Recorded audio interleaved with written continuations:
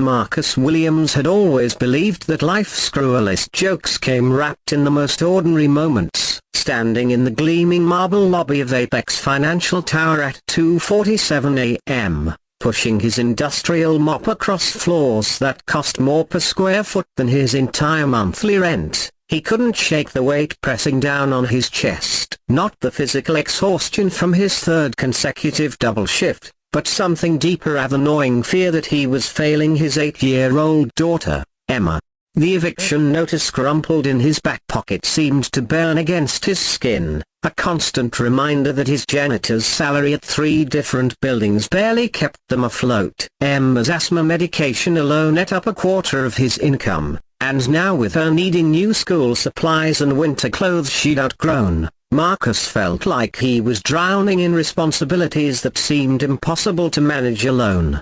He'd learned to read people during his 5 years cleaning these corporate towers, the way executives strutted through lobbies, phones glued to their ears, never seeing him as anything more than part of the furniture. But tonight, something was different about the man who just entered the building. Richard Hawthorne, the billionaire CEO of Apex Financial, moved with an odd, unsteady gait. Most people would have dismissed it as fatigue from another 18-hour workday. Marcus had seen enough late-night workers to know exhaustion when he saw it, but this wasn't that. Having spent countless nights in hospital waiting rooms during Emma's worst asthma attacks, Marcus had developed an eye for medical distress that went beyond ordinary tiredness.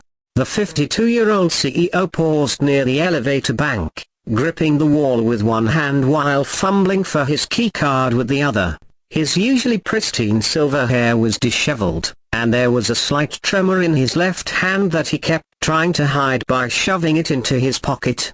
"Working late again, Mr. Hawthorne?" Marcus called out, his voice echoing softly in the empty lobby. Richard startled, as if he'd forgotten other people existed in the world. "Oh, Marcus, right? Yes, just need to grab some files from my office." His words came out slightly slurred, almost imperceptible unless you were listening for it. Marcus set down his mop and took a step closer. "Sir, are you feeling all right? You look a little pale." "I'm fine." Richard waved him off, but stumbled slightly as he did. "Just tired. Very tired." That's when Marcus noticed it, the way Richard's left eyelid drooped just a fraction more than the right, and how he kept blinking as if trying to clear his vision. These weren't signs of exhaustion. These were signs Marcus had researched obsessively after Emma's pediatrician had mentioned warning symptoms to watch for during her health scares.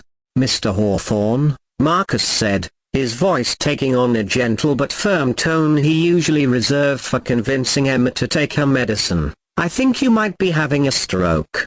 Richard laughed, but it came out as more of a bark. "Don't be ridiculous. I'm a healthy man. I run marathons." "Sir, please just humor me for a second." Marcus approached slowly, the way you might approach a frightened animal. "Can you smile for me? A big smile?" "This is absurd." "Please, sir." "For Emma." Something in Marcus's voice must have reached through Richard's confusion because he attempted a smile. The left side of his face barely moved. "Mr. Hawthorne, I need you to raise both arms above your head." Richard raised his right arm easily, but his left arm barely made it to shoulder height before dropping back down. The color drained from his face as the reality hit him. "Oh God," Richard whispered. "Oh God, you're right." Marcus was already pulling out his phone, dialing 911 with hands that had steadied from years of handling Emma's emergencies. "This is Marcus Williams at Apex Financial Tower,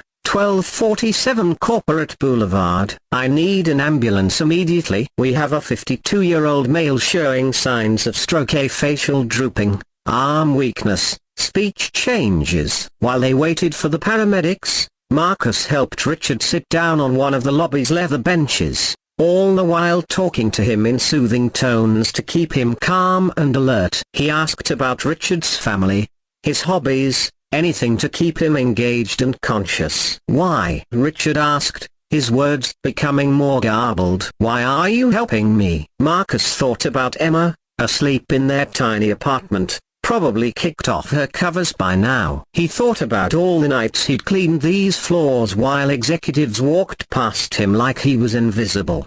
Because that's what people do, he said simply. We help each other. The paramedics arrived within 8 minutes, a response time that Marcus knew could mean the difference between recovery and permanent disability. As they loaded Richard onto the stretcher, the CEO grabbed Marcus's wrist with his good hand. "Stay," he managed to say. "Please." Marcus looked at his cleaning cart, at the floors that still needed mopping, at the responsibilities waiting for him. Then he looked at this powerful man reduced to vulnerability, scared and alone in a medical emergency. "I'll follow you to the hospital," Marcus promised. 3 days later, Marcus was back to his regular routine, pushing the same mop across the same floors. The doctors had confirmed that Richard had indeed suffered a stroke, but because Marcus had recognized the signs and called for help so quickly, the damage was minimal. He'd make a full recovery. Marcus had visited the hospital once,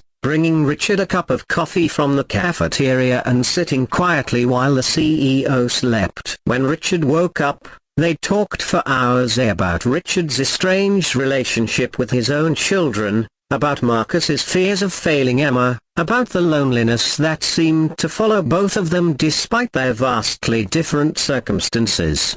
It was Tuesday morning when Marcus found the envelope slipped under his apartment door. Inside was a letter on Apex Financial letterhead and a check that made his knees buckle. "Dear Marcus," the letter began, "the doctors tell me I'm alive because of your quick thinking and medical knowledge. They also tell me that most stroke victims don't get help fast enough because people around them don't recognize the signs or don't want to get involved. You saved my life. But more than that, you taught me something about the kind of person I want to be. I've done some research. I know about Emma's medical bills, about the eviction notice, about the 3 jobs you work to keep your family afloat. I know you turned down the reward money I tried to give you at the hospital. This isn't a reward, Marcus. This is me investing in the future. I'm establishing the Emma Williams Medical Scholarship Fund, designed to help single parents manage their children's healthcare costs. I'm also creating a position at Apex Financial, a Director of Employee Wellness and Safety Training. The job is yours if you want it,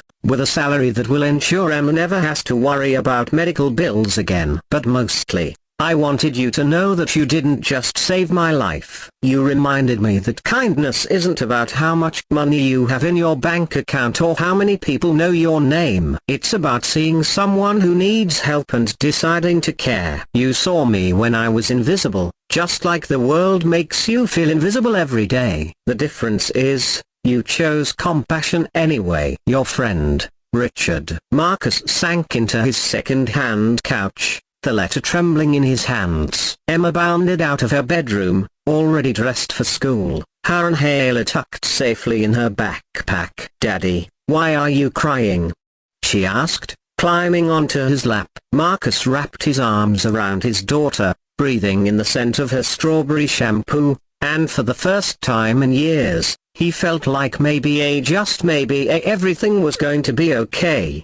"Happy tears, baby girl," he whispered. "These are very happy tears." Sometimes the most profound changes in our lives come not from grand gestures or dramatic moments, but from simple acts of human decency. Marcus Williams, a single father working 3 jobs just to survive, proved that heroism isn't about having superpowers or wealth or status. It's about paying attention when others look away, caring when it would be easier not to, and remembering that we're all just people trying to make it through another day. In a world that often feels divided by money, status, and circumstance, Marcus and Richard's story reminds us that our shared humanity runs deeper than any superficial differences. Sometimes all it takes to change someone's life or save it is the simple decision to see them, really see them, and care enough to act.